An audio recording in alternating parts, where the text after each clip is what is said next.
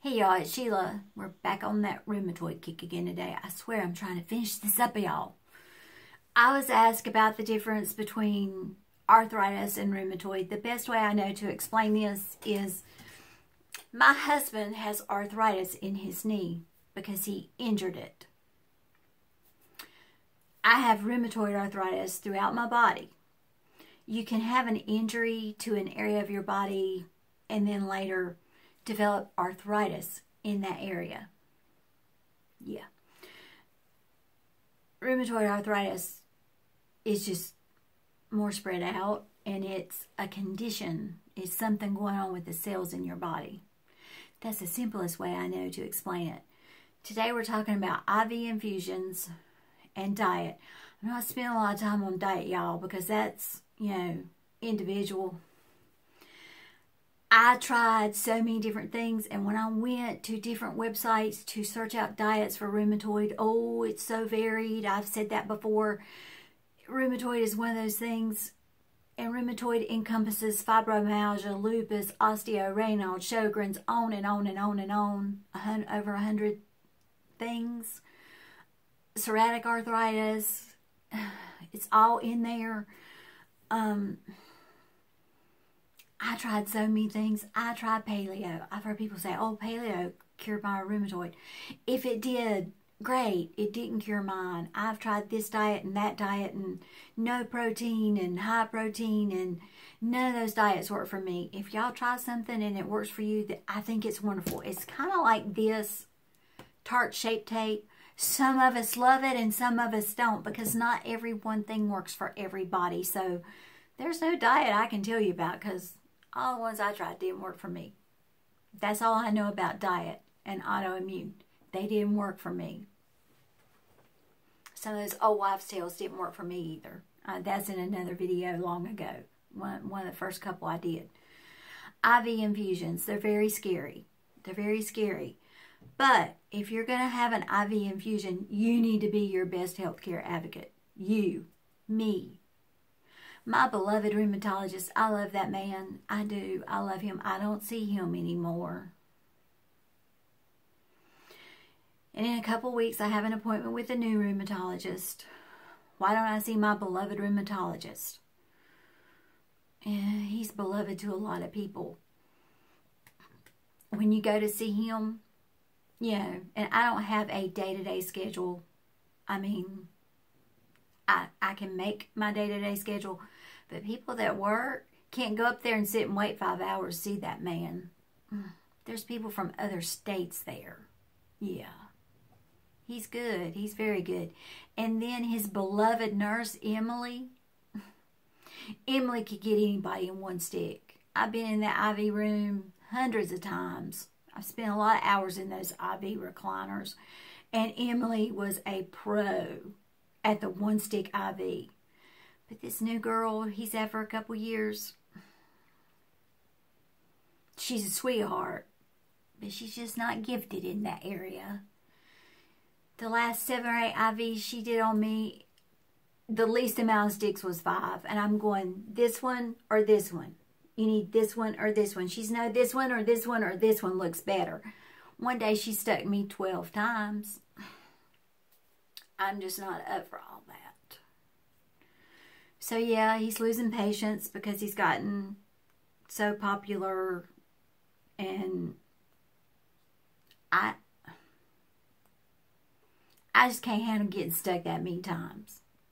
He talked about putting a port in me for my IVs. Well, I didn't need a port when Emily was there. So I switched rheumatologist. First thing she wanted to do was give me a prescription for prednisone and pain pills. And I'm like, did you look at my paperwork I filled out? Did you look at it? So she pulls it out. Oh, you can't take this, you can't take this, you can't take this. I can't take most pain medicine, y'all. I don't take pain pills. I have 2 pain medicines. Demerol. Y'all think I'm going to walk around here on Demerol every day? No. I saved that for a true emergency. She said, well, with your rheumatoid as advanced and fibro and Raynaud's and all this other stuff, how do you get by without pain meds? I'm like, I have very high tolerance to pain. I get by.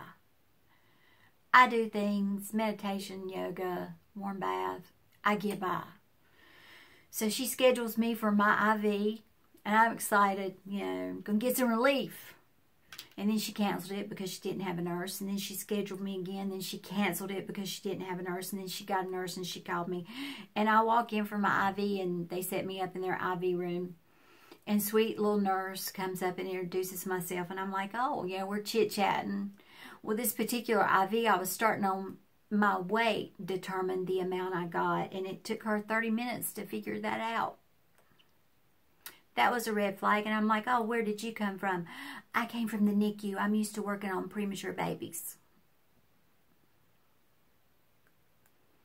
Another red flag went up. I'm thinking, well, it's just math. It's just, and she's working as a doctor. Well, that day she gave me 3 times too much medicine. I got really sick. And I started not to go back. My gut is saying, don't do it, don't do it, don't do it. And I'm saying, well, I can't go back up there because I'll have to wait 5 hours and then I'll be a walking human pincushion. And I went back, and that day, these IV infusions are set to go in your body at a certain speed, a certain amount over a certain period of time. The IV that know these things. Y'all need to know these things.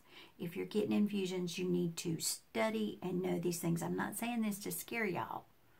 I don't want to scare anybody from doing this. If you've made up your mind to have an IV infusion, you've already done some research. Research it more. Know these things. You need to know these things. My IV infusion for that day needed to be spaced out over a 2.5-hour period, and I was required to have Benadryl and Tylenol in my system right before having the IV. So she starts the IV, and I'm like, don't I need Benadryl and Tylenol? Oh, yeah. So she gets me that. And then about 10 minutes later, I started feeling strange, and I pulled out my compact mirror, and I'm like, beet red. My heart's racing. I said, honey, I think my blood pressure's going up. And I looked up at the bag, and at the 12-minute mark, she had run the whole bag through me. She never adjusted the IV. Let's just say I ended up at the hospital, and I never went back to that office. Honestly, I was afraid they'd kill me. If you're going to do an IV infusion, know how it's to be administered. Know if you have to take any medications ahead of time. Know if they're supposed to give you anything ahead of time.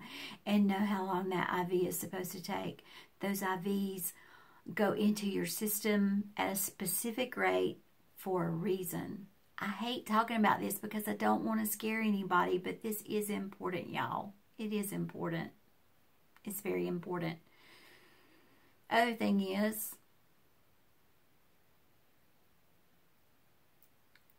those IV infusions were $8,000 to $10,000 a pop.